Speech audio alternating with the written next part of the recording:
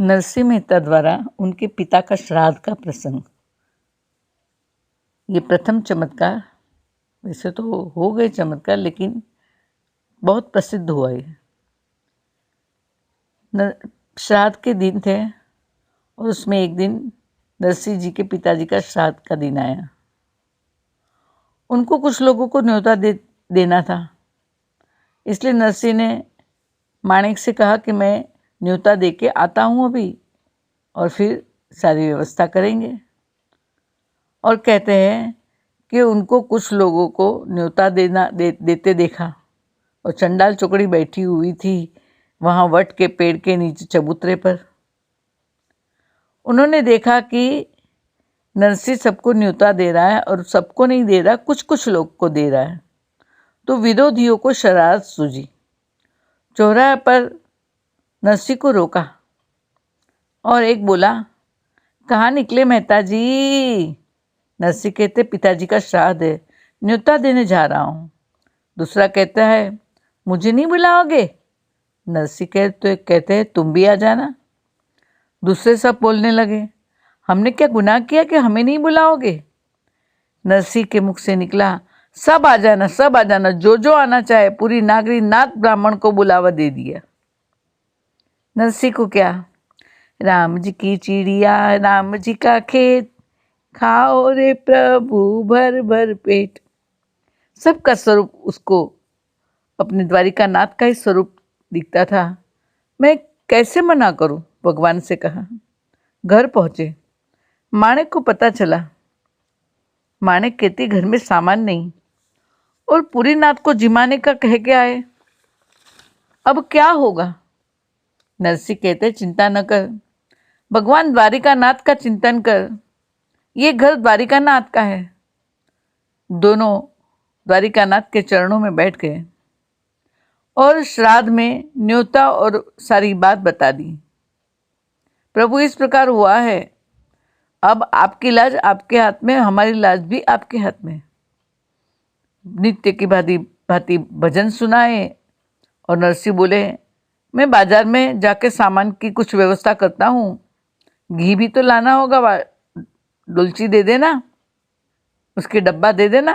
कह के डब्बा लेके चले, बनिए की दुकान पे पहुंचे, और बनिया ने कहा, आइए आइए मेहता जी, क्या बात है, आज क्या लेने आ गए?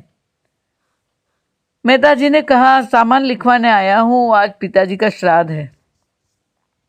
सामान लिखवाया और घी का डिब्बा भी। अब बनिया मेहता जी से रुपये मांगने लगा। नरसिंह कहते, अभी तो नहीं है, लेकिन चुका दूंगा। बनिया कहते, ऐसे न चलेगा, कुछ तो चाहिए बदले में। बनिया नरसिंह के भजन का दीवाना था, नरसिंह का भगत था। उसने कहा, कुछ नहीं तो बस 2-4 भजन सुना दो। नरसिंह को क्या चाहिए? वो तो शुरू हो गए। लोहा जैसे रह सकता था जब चुंबक, लोहा कैसे रह सकता था जब चुंबक आकर्षण करता था।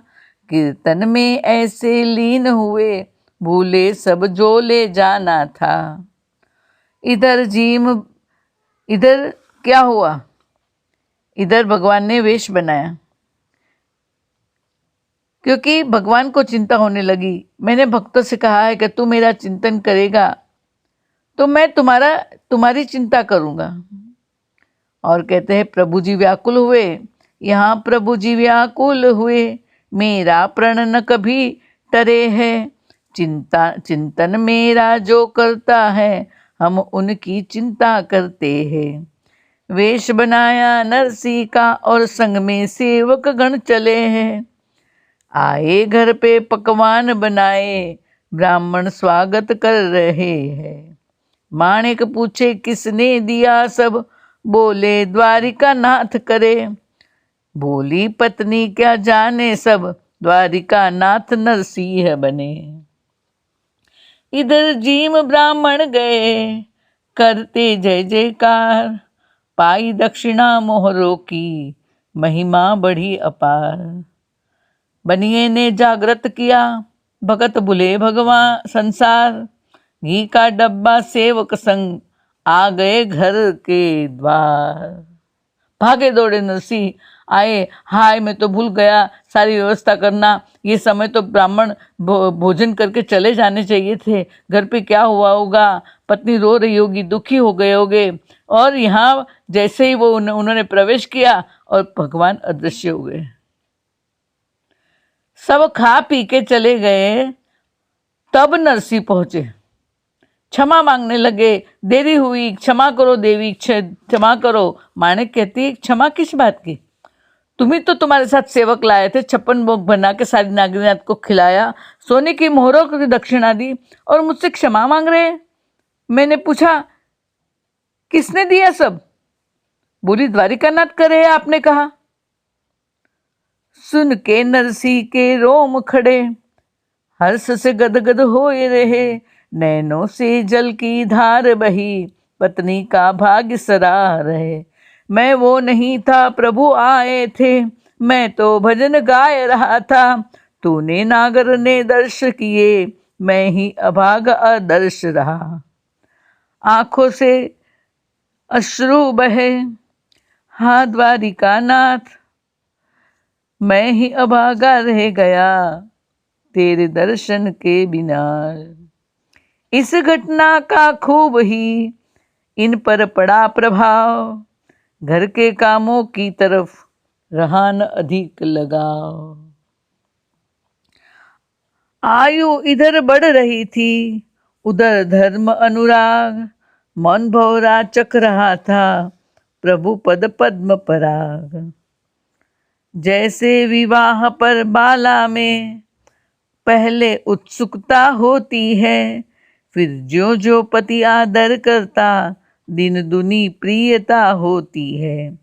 तैसे ही पहले तो मनुष्य भगवान की टेर लगाता है, फिर कृपा देख जब लेता है तो उनका ही हो जाता है, फिर कृपा देख जब लेता है तो उनका ही हो जाता है।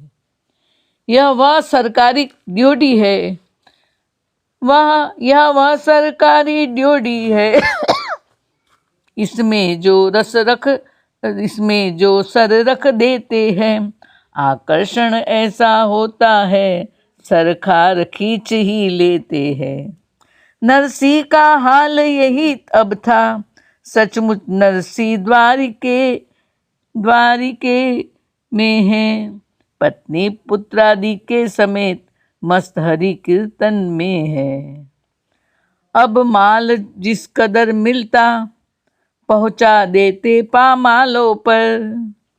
जो भी भजन कीर्तन के द्वारा चढ़ावा चढ़ता, सब दामोदर मंदिर में पहुंचा देते, वहां नित्य भंडारे लगने लगे, नरसिंह के द्वारा सामान आता है।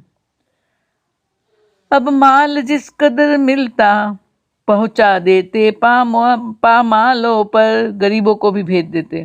अपनी जरूरत बिसर गई, जब नजर गई कंगालों पर। आ जाए कोई साधु संत तो पहले उसे जिमाते थे, खुद भूखे रह जाते लेकिन उसको भूखा न उठाते थे। अक्सर भंडारे करते थे, था हृदय दान पर तुला हुआ, उस सरिता का जल क्यों सूखे जिसका कि श्रोत्र विधाता था। उस सरिता का जल क्यों सूखे जिसका कि स्रोत विधाता था। जनता में नरसिंह दाता का दिन दिन मर्तबा बुलंद हुआ, दुर्जन ईर्षा में बभक उठे, सुजनों को परमानंद हुआ।